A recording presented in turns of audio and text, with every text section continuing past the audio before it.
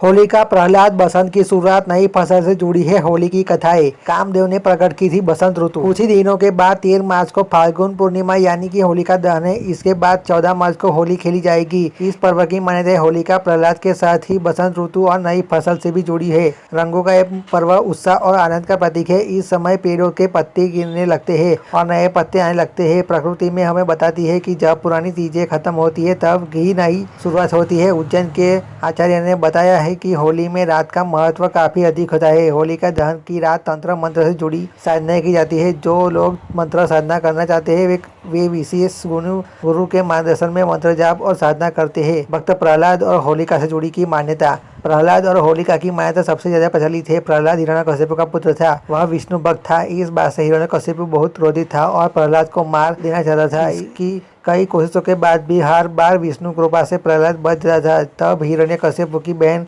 होलिका प्रहलाद को लेकर आग में बैठ गई। होलिका को आग में न जलने का वरदान मिला हुआ था, लेकिन विष्णु कृपा से प्रहलाद बच गया और होलिका जल गई। ये घटना फाल्गुन पूर्णिमा की मानी जाती है। तब से होलिका दहन का त्योहार मनाया जाने लगा। कामदेव ने प्रकट की थी बसंत ऋतु। होली के समय से वसंत ऋतु की शुरुआत होती है। एक मान्यता ये भी है कि वसंत ऋतु के स्वागत में रंगों का त्योहार मनाया जाता है। कामदेव ने भगवान शिव की तपस्या भंग करने के लिए बसंत ऋतु को प्रकट किया था। बसंत को ऋतुराज कहा जाता है। इसके बाद जब शिव जी की तप भंग हुआ तो उन्होंने कामदेव भस्म कर दिया। बाद में कामदेव की पत्नी रति की प्रार्थना पर शिव जी ने उसे वरदान दिया था कि द्वापर युग में कामदेव श्री कृष्ण के पुत्र के रूप में जन्म लेंगे। एक घटना फाल्गुन मास की पूर्णिमा तिथि की ही घटना मानी गई है। किसानों के लिए यह महापर्व है होली। ये फसल पकने का समय है। इन दिनों में अधिकतर किसानों की फसलें तैयार हो जाती है। किसान फसल पकने की खुशी मनाने के लिए रंगों से त्योहार मनाते हैं। इस मान्यता की वजह से भी होली मनाने का चलन है। किसान जलती हुई होली में नई फसल का कुछ भाग अपने इष्ट देव को अर्पित